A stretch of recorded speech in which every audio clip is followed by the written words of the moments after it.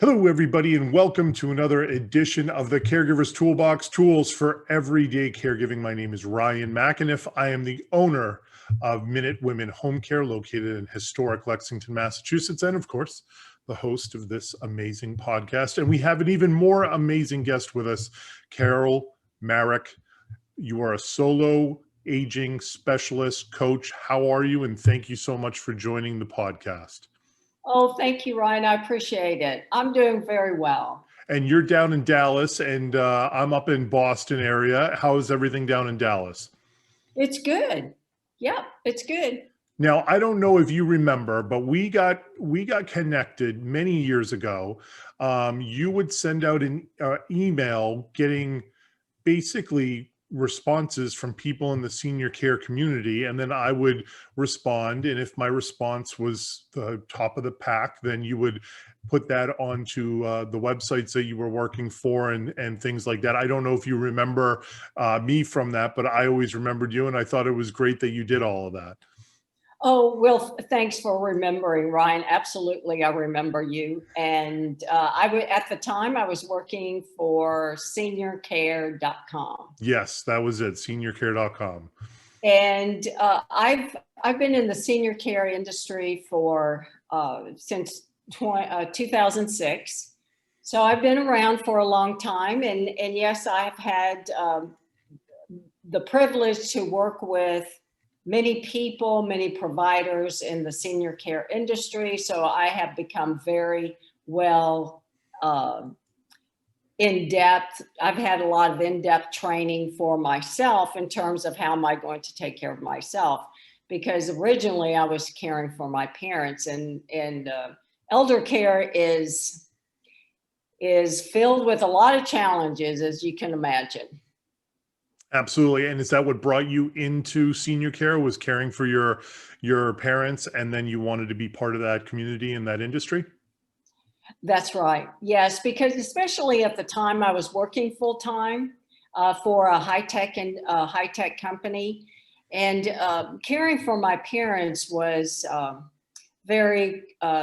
it had me consumed with worry and with just worry and concern. And so from that experience, as I drudged my way through helping mom and dad, fortunately for me, I had two sisters who helped as well. But it was still very difficult, and not only for the caregivers, us, the three daughters, but mom and dad too. It was very hard on them. It's very hard on any old person to get old. So, but working full time just added another layer of kind of challenges to work through. But what I found most surprising is there were about 30%, I think that office had about 600 employees. And I would swear about 30% of us were dealing with elder care issues at that time. And I was shocked to see how many people were dealing with this issue. So from that experience, I realized, oh my gosh, who's helping us? Not very many people. And so that was a great learning experience for me and for them.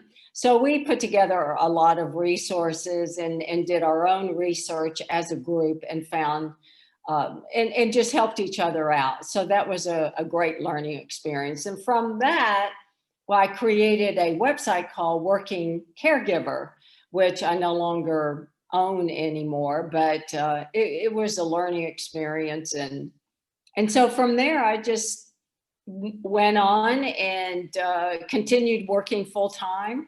Then after my parents died, I thought, uh-oh, who's going to do all that for me? Because I don't have a spouse or any children. So that kind of shifted my focus in senior care. It's certainly, I did a podcast. I was a guest on somebody else's podcast recently, and I left the podcast feeling bad for the host, because she kept asking me questions about senior care, and I felt like I kept giving like negative answers, but they were being honest. And it was like, she was like, well, she was from India and she had moved to to the United States, 5 or 10 years ago. So she knew the culture, but she didn't know it fully. And she was like, "Well, what's the culture around older people?" And I was like, "Well, it's not a good one. Like, we unfortunately have developed these industries like skilled nursing facilities and assisted livings where, people are put in there, and a lot of them are still loved and still visited, but unfortunately a lot of them aren't. And, one of the things that you're talking about, and I think, and we'll get to your current business with your being a solo entrepreneur, if you will, is that, I'm a millennial. I'm 37 years old. So I'm at the beginning of that millennial age, but we are seeing now from millennials, and I assume this trend will continue, that people aren't having kids as much. I'm not having kids. And so you're talking about, there are going to be a lot more people that don't have children anymore. And who's going to care for those people? And you're going to have to get your ducks in a row, because if you don't and you get dementia, they're going to put you in somewhere that maybe you don't want to be put. And, those are going to be a lot of challenges where, you need to plan for this. And saying that 30% of people were dealing with this, absolutely, that makes total sense. But as you experienced it, and I don't want to speak for you, I'll only speak for myself, but I have found with myself and other people that nobody really thinks about senior care until it's banging on your door, until mom has the fall or whatever it might be. Right. And then a lot of people who get into senior care have had a experience with it, and they say, "Hey, we need to be advocates for other people. We need to help. And certainly we can make a living on this business." But there's a lot of things that you're talking about. And I think it's only going to get worse. It's not going to be necessarily getting better. Maybe not worse, but it's going to be more challenging and continue to be challenging with some of the things that you're talking about. And that's why when I saw your website, I was like, "Oh, we've got to have you on," because that's, somewhat near and dear to my heart too, that people are going to be aging, living longer. I mean, you were talking about just having a birthday and you now own your own business. I mean, like there's you can do anything you want for as long as you want. And tell me a little bit about that. How did you get into your consulting business now, and the services you do, and what's that next chapter looking like for you? Oh, sure. Thanks for asking. Well, after my parents died, and I realized, oh my gosh, what am I going to do? Because I don't have three loving daughters who are going to come and save me, which is what we did for our parents. So what I did, it showed me that I have got to put a plan in place. And so what I did is I broke down the segments of all the things that my sisters and I helped our parents with. And the top ones were like with health, social connections, finding medical rides, transportation to social events, and the location where they live, having our money outlast us, and all of these top issues. So I wrote them all down and created kind of a little circle of, and then I evaluated how do I feel about all these top concerns? I mean, where am I right now in terms of planning for these, and how do I feel like that? How satisfied am I in these specific domains of concerns when you're getting older? And the top ones for me were, of course, were money. And the second one was health. And then, of course, was my social connections, living in a good location where I felt supported and connected with peers and neighbors. So I started with money and health. Bottom line, I put together a strong plan for myself. And believe me, it took years. It took years to do it.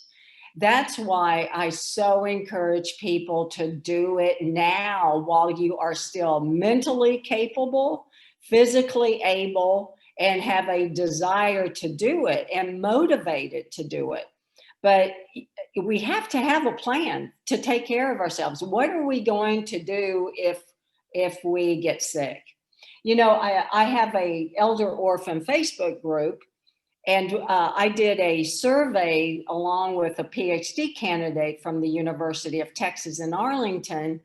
And because she was writing her dissertation and she wanted to write about elder orphans for her dissertation, or that's what we call it, elder orphans, by the way. But I prefer solo aging and aging alone.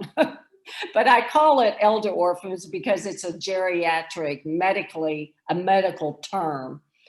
And but nonetheless, in the survey, we found that 78% have, I shouldn't even talk from the top of my head, but it's on my website, but 78% have not started to plan. 78%, we did a survey of close to 600 participants in the group, and 78% of them have not come up with a plan.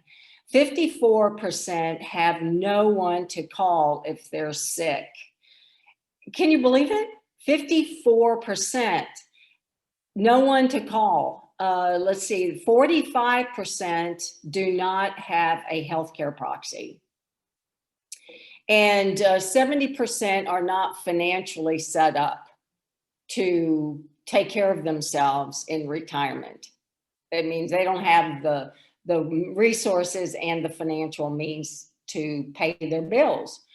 So it's like, oh my gosh. And that's what happens when you don't plan, when you don't think far, when you don't think 1, 5, 10 years down the road. So that's what I did. I put together a plan, and believe me, it changes, it evolves. However, if you do it one time, then you can easily pivot and restructure it so that it meets your current needs. But so what I did from that process, I've written a book. It will be called, or it is called, Solo and Smart. It will publish next year in 2022. And I have also created courses on using the same timelines and basic foundations that I use for myself. And I teach other people to do that. I have group coaching as well as private coaching. So that's what I'm doing. And I'm partnering with people like you and other senior care providers to deliver these services to their audience, basically. Absolutely. And to get the word out. And one thing that you brought up that I do want to touch on is that planning aspect is important, and a lot of people forget. I'm sure maybe you've had the opportunity to go over to Europe, but even if not, going to New York City. And New York City is a very walkable city, right? And a lot of European cities are walkable because they were built so many years ago. Right. And people don't realize, like up in Boston's walkable, but it's not really walkable. And if you're in any of the suburbs outside of Boston, well, you really need a car if you want to go anywhere, even if it's to the grocery store. And so, people don't think about that until something's taken away. That something is that we toss away as a thought of transportation becomes hugely important when you get older. If you no longer are able to drive, or you no longer have the money to be able to afford for a car, or whatever your plan is, that's a big thing that you have to think about these day and age, is where are you going to do this? And I think that's a big reason why like places like the Villages in Florida have gotten so big, because then it's like all you need is a golf cart and you can kind of walk to wherever you need and think, yeah, but like it's true, right? No, it is true. It's very true. My dad has a leased car, and he likes his leased car, but he puts like 4,000 miles a year on the car because it's all in the golf cart going back and forth to people's homes and to the golf course. I love it. I love that. I love that.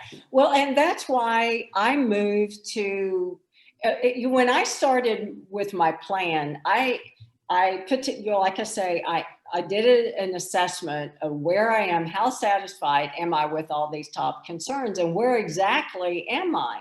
And where do I fall short? And once I figured all of that out, I started doing research on how to increase my satisfaction with each one. So when I was when I was thinking about my location and my housing, at the time I was living in a single family residence in the suburbs. Well, I had to drive everywhere. I didn't know my neighbors all that well. If I wasn't seen by my neighbors and for a week or even however long, I doubt anyone would have come knocking on my door, quite frankly. I mean, my sister would, but she lived at the time 25 miles away. So I started looking, well, and okay, so I thought, how can I put myself in a situation where I'm surrounded by neighbors, I have social connections. If people don't see me for 24 hours, they will text me, or they will knock on my door, or they'll call the property manager, or what have you. And that's what I did. And again, it took me 7 years to get myself situated, not only in the location and the housing, but getting my money together, getting my health in tip-top shape, and having friends around that I can count on and do social activities with.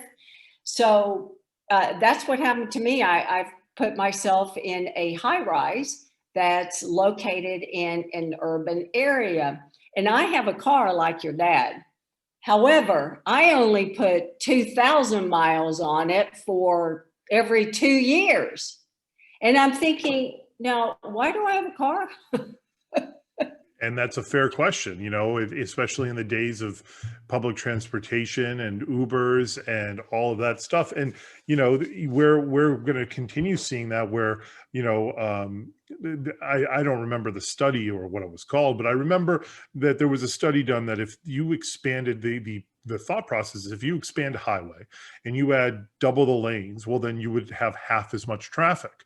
Well, they ended up finding out that you would have even more traffic because even more people would use their cars and things like that. While if you limited it, and I think eventually the pendulum will swing back.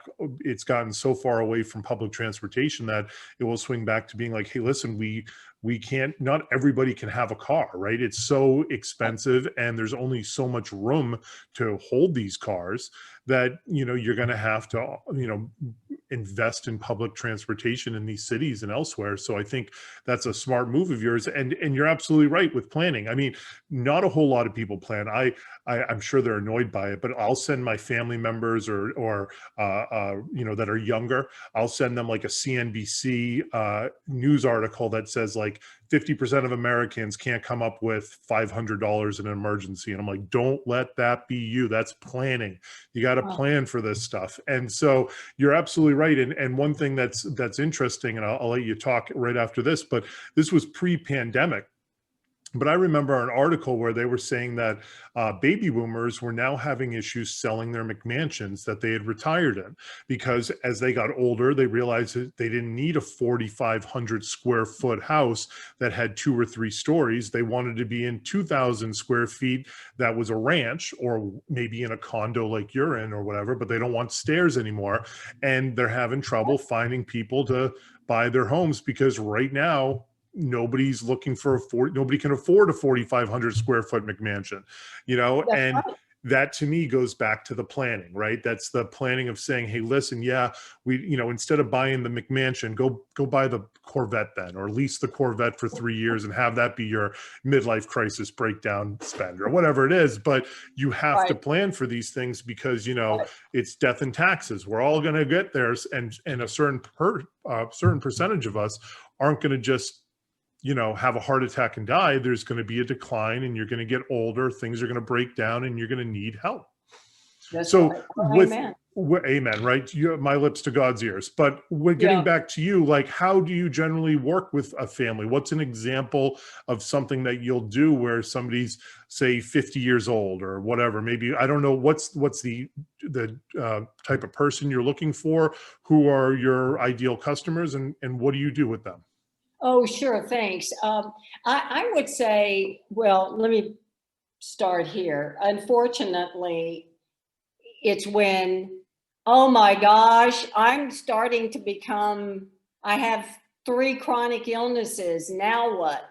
How can I afford living here, or how am I going to pay my medicines and pay for my medical bills? Those are the kind of people, unfortunately, like you say, are the people who are starting to plan. So if we could go all the way back, I highly encourage, because I started planning when I was 55. That's when both my parents were gone. And fortunately for me, caregiving was my wake up call.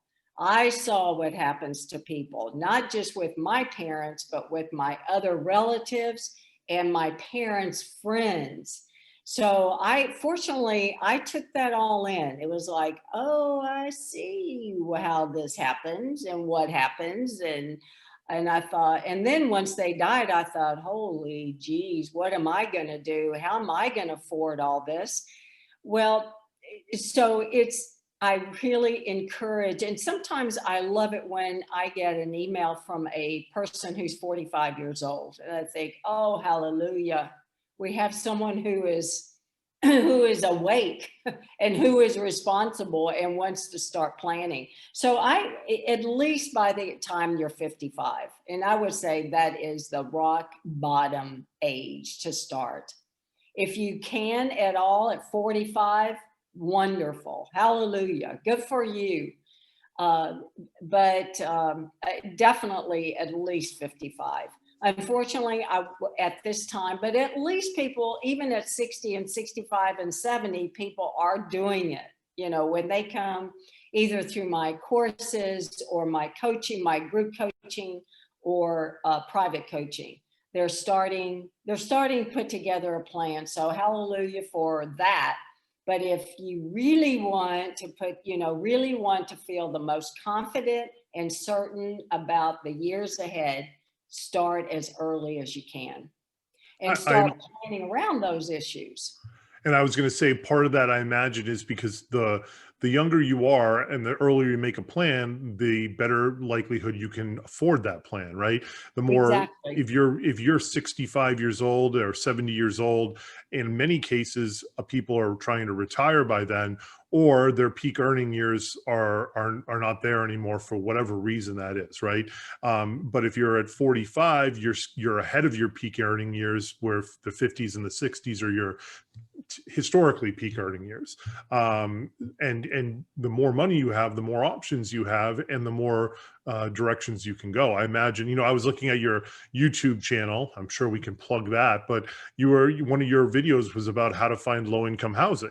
That means if you're looking at low income housing, it's a good thing that there are those options, but it limits your options as well. Absolutely. However, you can expand on that. And one of the tools that I teach is shifting your mindset, not to focus on the problem, but start focusing on possibilities. And you can learn your possibilities through research and figuring out and imagining, how do I want my life to play out for me? For myself, I knew that I did not want to live in the suburbs. I did not want to be all alone.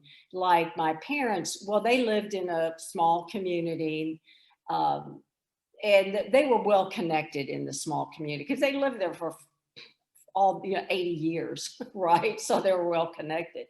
However, that doesn't play out for Americans today. We just don't. We're too transient. We don't have that kind of supportive type of environment where we've lived for many, many, many years. Uh, so so that's what I dealt with. So what other ways can I asked myself, well, how else can you live, and where can you live that would best support you? And so what I love about the process that I put together for myself and I teach others is because when you solve one issue, you're likely going to solve two and three at the same time. For example, when I moved to an urban area and lived in a high rise, well, I am solving my social issues, my social connection issues. I'm also solving my fitness and staying active issues because I walk my errands. So I become healthier and I have access to public transportation. So I am solving my transportation issues.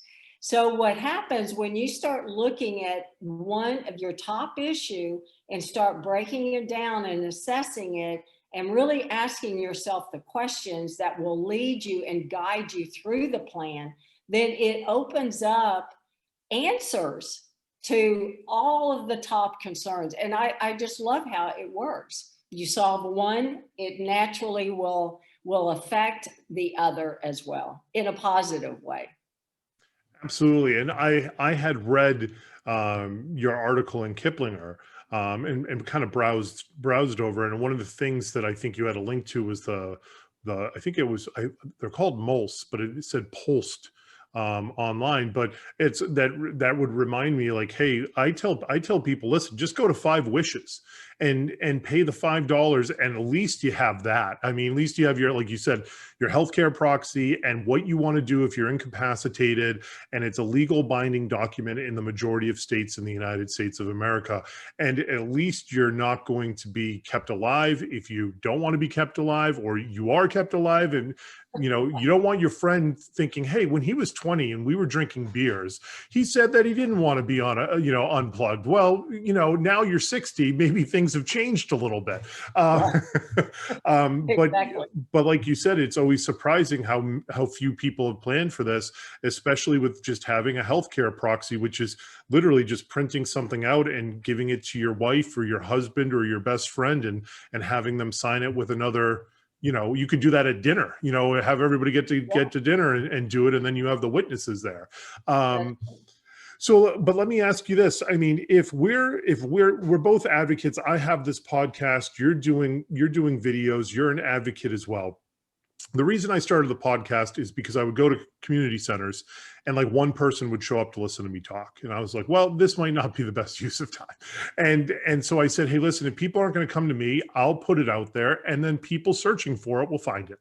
And so this leads to me a question that, if we're having such issues getting people to fill out a healthcare proxy, what are those other challenges if of getting somebody to plan 20, 30 years in advance for aging? That's got to be a big mountain to overcome for a lot of people. If doing your healthcare proxy or 5 wishes or wherever you want to go to do that isn't being done, it's got to be a lot of people out there that aren't even thinking about when they're going to be 60 or 70 years old.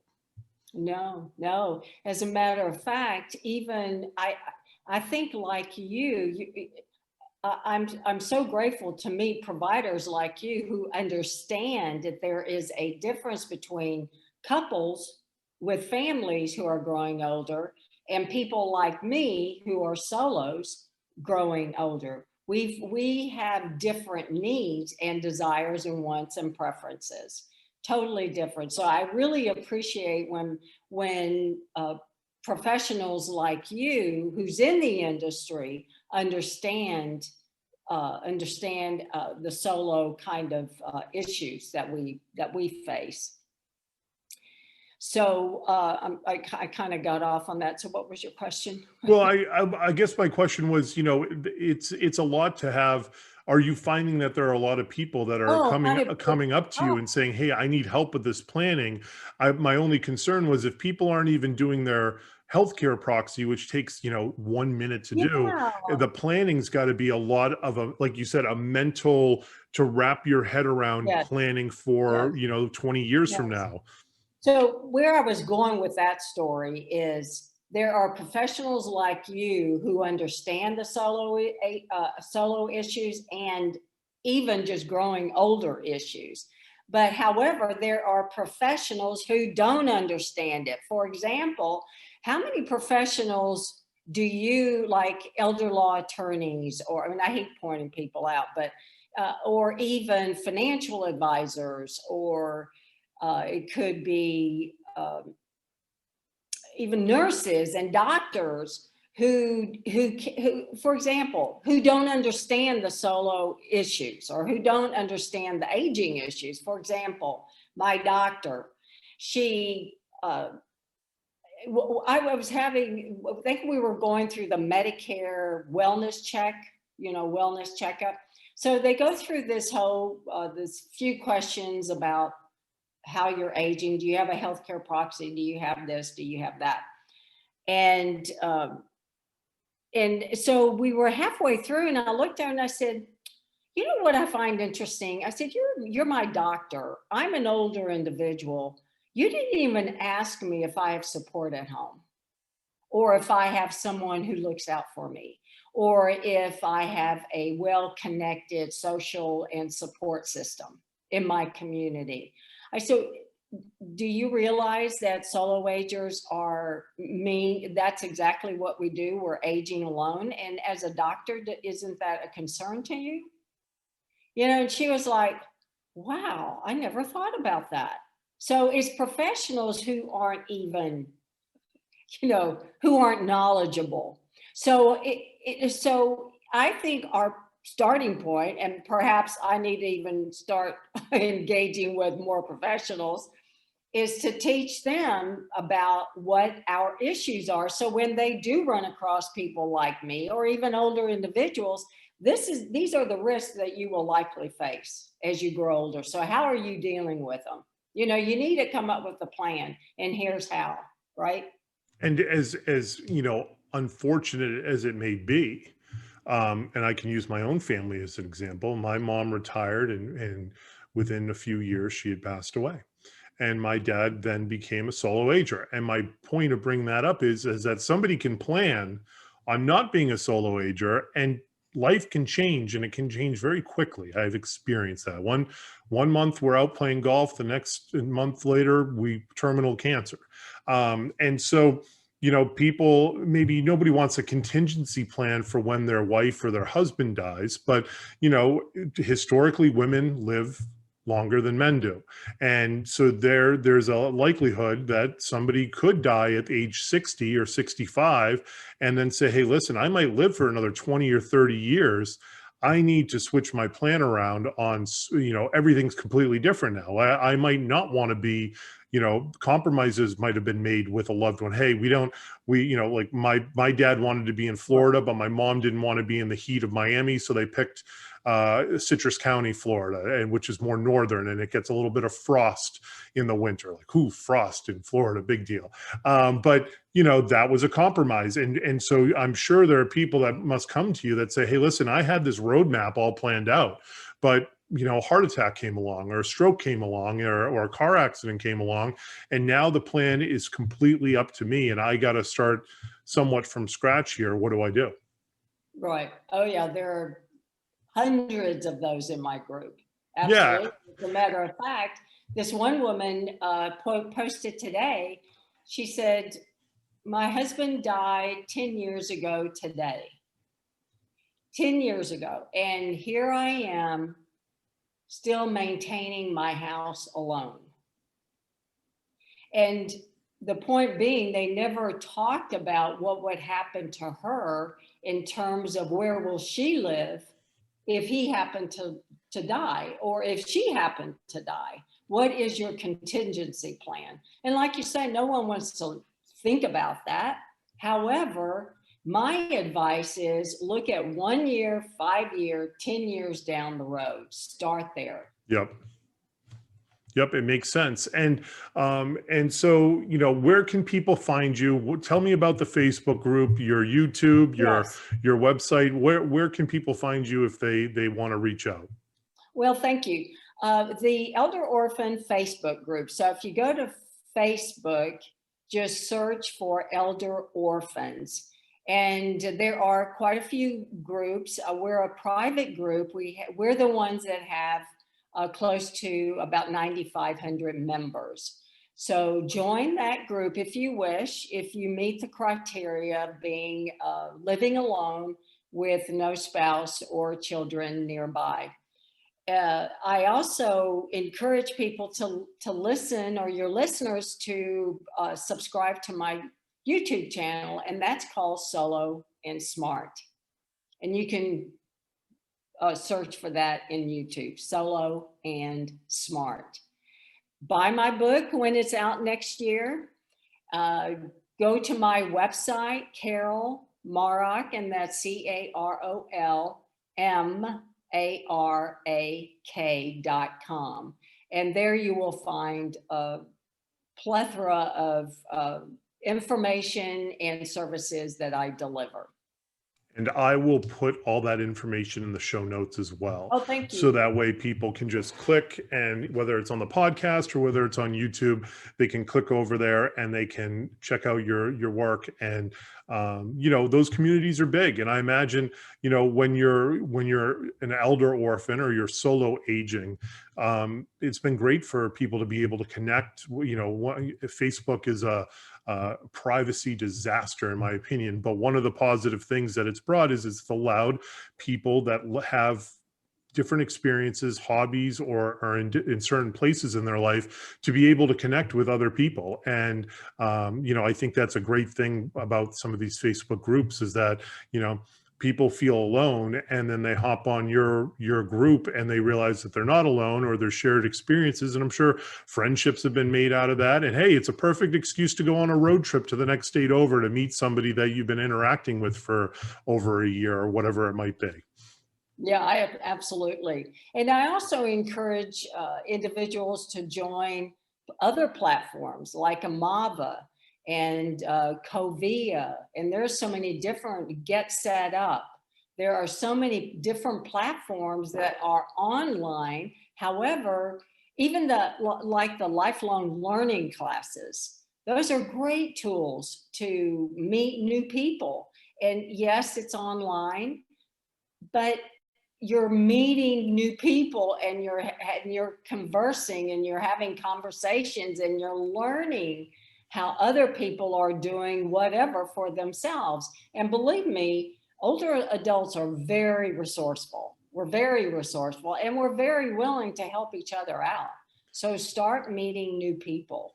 And I was going to say is, you know, all my family members know how to use the iPhone pretty well, and technology isn't as much of a hurdle as maybe it was with the previous generation. Right. But for those people that are technologically adverse, well, they probably had to figure it out the last year and a half, because that was the only way you were going to see your family members or your loved ones or interact with people face to face. People had to learn how to use telemedicine and all these apps and things like that. And so there's like you said, a plethora of opportunities online to be able to connect with people. And now everybody's got a camera so they can see each other face to face.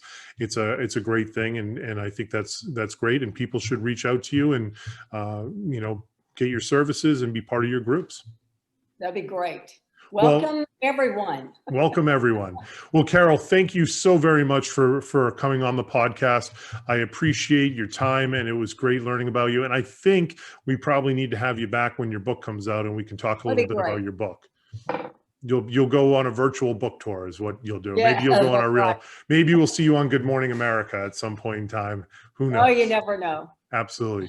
Well, thank you again, Carol. And of course, thank you to all our listeners of the Caregivers Toolbox. We will catch you on the next one.